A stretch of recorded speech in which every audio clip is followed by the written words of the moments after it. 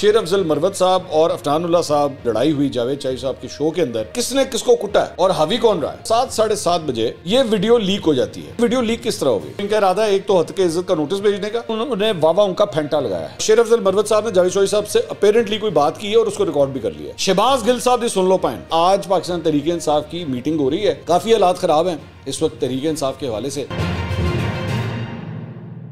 अस्सलाम वालेकुम नाज़रीन, मैं हूं मंसूर अली खान, अपने डिजिटल चैनल के ऊपर आपको खुशामदीद कहूँगा।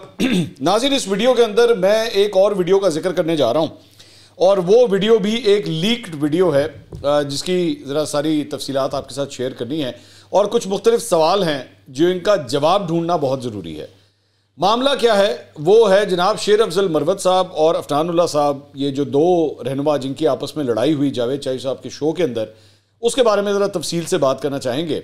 और इसमें बहुत सी कुछ मिस्टीरियस चीज़ें हैं, मिस्टीरियस, तो उसके बारे में ज़रा तफसील से बात करनी है। लेकिन इसको ज़रा एंड तक इस वीडियो को ज़रूर देखिएगा क्योंकि कुछ एक्सक्लूसिव न्यूज़ भी हम आपके साथ इस वीडियो के अंदर शेयर करने जा रहे हैं।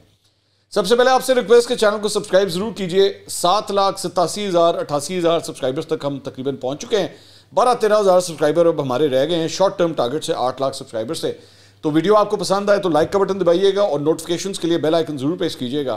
तो आपसे रिक्वेस्ट है कि वीडियो को एंड तक जरूर देखिएगा, बड़ी इंटरेस्टिंग इस पे गुफ्तगू होने लगी। अच्छा जी, इंटरेस्टिंग बात ये है, ये प्रोग्राम जो है ये परसों हुआ जावेद चाई साहब के शो के अंदर। उसके अंदर बेसिकली ये धींगा मुश्ती हुई, लड़ाई हुई। उसके बारे में हम आपको अंदर की खबर ऑलरेडी दे चुके थे। मैंने आपको बताया था हमारे कबूतर एक्सप्रेस न्यूज़ के अंदर मैंने 6 साल काम किया, तो ये किस तरह हो सकता है कि हमारे पास खबर ना हो। खबर हमने आपको पहले ही दे दी थी कि एक्चुअली इस पहल जो है वो शेर अफजल मरवत साहब ने की थी। उन्होंने अफनान के ऊपर जो है वो हाथ उठाया था और डॉक्टर अफनान ने फिर उसके बाद आगे से रिटेलिएट किया था और फिर काफ़ी मतलब धींगा मुश्ती हुई और ये तफसीलात हम आपके साथ शेयर कर चुके हैं। लेकिन हुआ क्या कि जावेद चौधरी साहब ने इस सिलसिले में कल दोपहर को एक वीलॉग रिलीज़ किया, एक छोटा सा वीलॉग रिलीज़ किया और उसमें उन्होंने कहा कि जी मैं रात को 9 बजे जो है वो इसकी सारी तफसीलात आपके साथ शेयर करूंगा और उसकी वीडियोस भी, विजुअल्स भी आपको दिखाऊंगा कि एक्चुअली क्या हुआ, कौन कसूरवार था। अब जब ये बात कल रात को फैल गई कि जी इस तरह ये लड़ाई हुई है, तो एक डिबेट शुरू हो गई पीटीआई वर्सेस नून लीग, और जो जो उनके सपोर्टर थे वो आपस में ये डिबेट स्टार्ट हो गई कि किसने किसको कुटा है, किसने किसको मारा है और हावी कौन रहा है।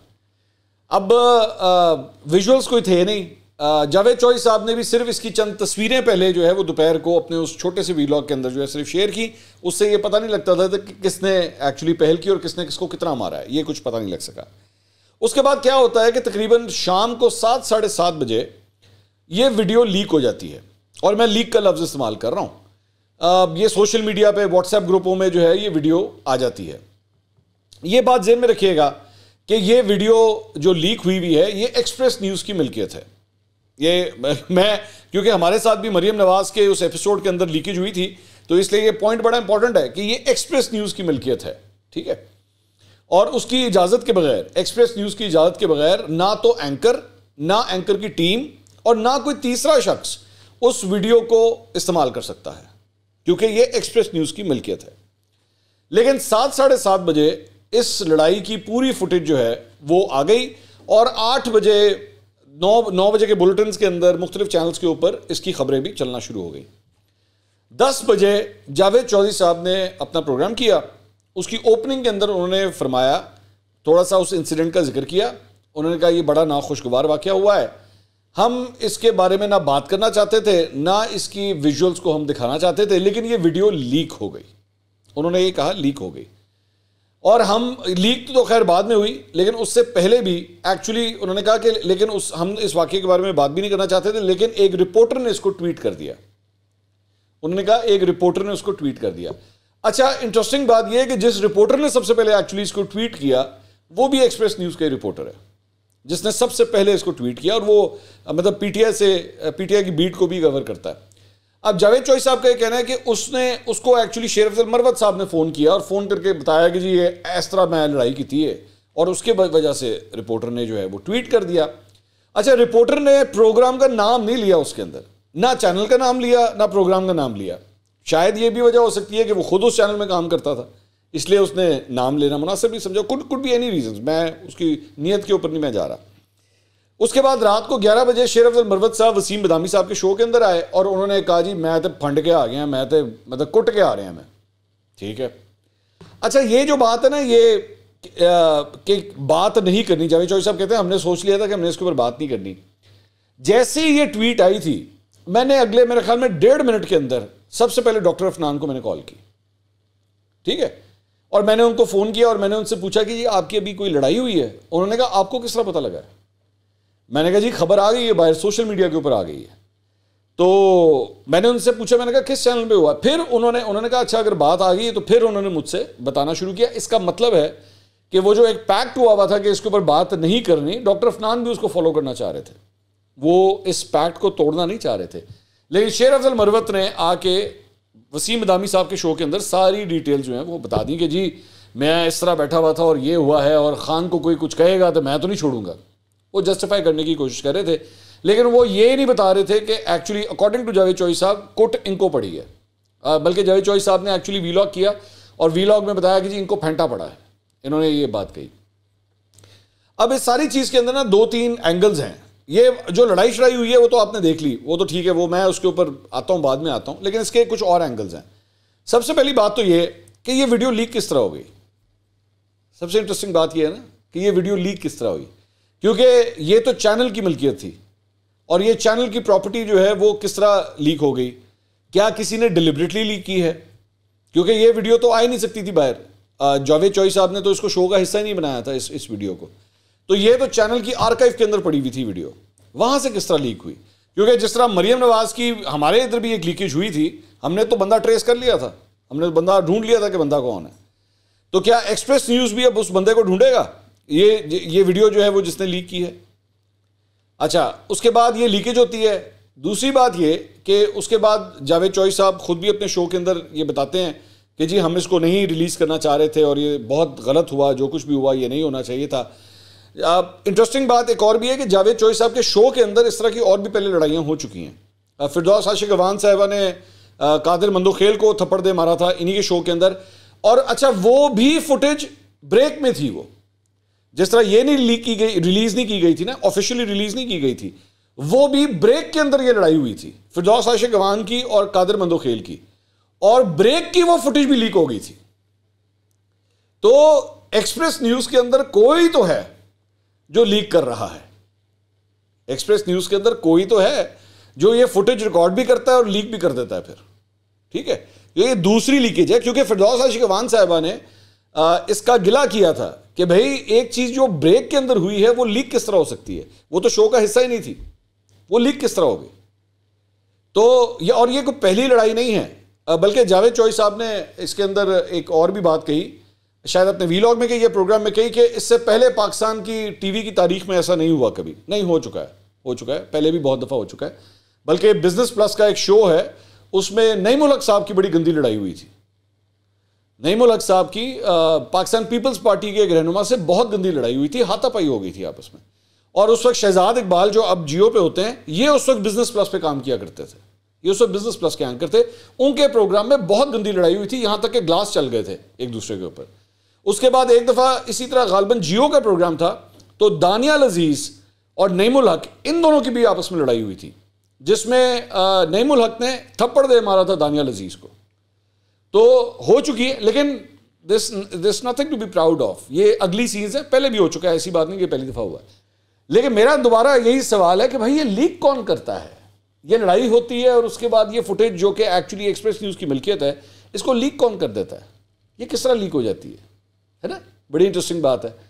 अच्छा खैर, अब मूविंग फॉरवर्ड जरा आ जाए वाकये के ऊपर। वाकये के हवाले से बात यह है कि उससे देखा जा सकता है कि आपस में बहस मुबाहिसा हो रहा है। अब जारी बात है, मैंने जिस तरह कहा ये एक्सप्रेस की कॉपीराइट है, तो मैं खुद भी उस फुटेज को नहीं यूज़ कर रहा, सिर्फ तस्वीरें आपको दिखा रहा हूँ कि डिबेट हो रही है और करते करते वो फ्लेयर अप होती है। और आम सी बात है, हम लोग भी टॉक शोज करते हैं, एक बंदा दूसरे के लीडर को बुरा भला कहता है, वो उसके लीडर को बुरा भला कहता है, एक रूटीन की बात है। लेकिन doctor Afnan, according to Javed Chaudhary sahab, Javed Chaudhary साहब ने पूरा इस पर वीलॉग किया। उन्होंने कहा कि शेर अफजल मरवत अपने जज्बात पे काबू नहीं पा सके, वो खड़े हुए और उन्होंने थप्पड़ रिसीव कर दिया डॉक्टर अफनान को। लेकिन वो ये एक्सपेक्ट नहीं शायद कर रहे थे कि डॉक्टर अफनान भी आगे से इस तरह रिएक्ट करेंगे। और उसके बाद डॉक्टर अफनान ने जो है वो उठे और वो उनको धक्का देते हुए जो है वो कोने में ले गए और उसके बाद उनको मारना शुरू कर दिया उन्होंने। और उन्होंने कहा कि उन्होंने वावा उनका फेंटा लगाया है अकॉर्डिंग टू जावेद चौधरी साहब, क्योंकि he is a witness over there, you can see him in the video कि वो भी वहाँ पे खड़े हैं और वो रोकने की कोशिश कर रहे हैं कि भाई कैमरामैनों को कह रहे हैं, सबको कह रहे हैं कि रोको इन्हें।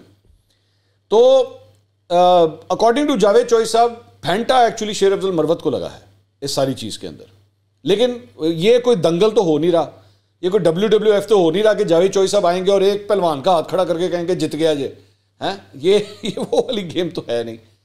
लेकिन उनके मुताबिक दोनों अफराद इसमें मामूली से जख्मी हुए, खराशें वगैरह आई। जारी बात है जब आप दो बंदे आपस में लड़ते हैं तो थोड़ी सी चोट उसको लगती है, कभी किसी को ज़्यादा लग जाती है और एक को कम लगती है।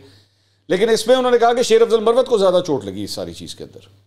उन्होंने कहा कि उनको लगी और फिर उनसे दरख्वास्त कर दी गई कि जी आप चले जाएं यहाँ से, हम ये वाला सेगमेंट हमने चलाना ही नहीं है। लेकिन डॉक्टर अफनान ने कहा कि जी मैं यहीं पे बैठा हूँ और मैं तो प्रोग्राम पूरा करके जाऊँगा, तो मैं आप मेरे साथ ही प्रोग्राम कंटिन्यू करें। और फिर डॉक्टर अफनान बैठे रहे, उनके साथ ये प्रोग्राम जो है कंप्लीट हो गया।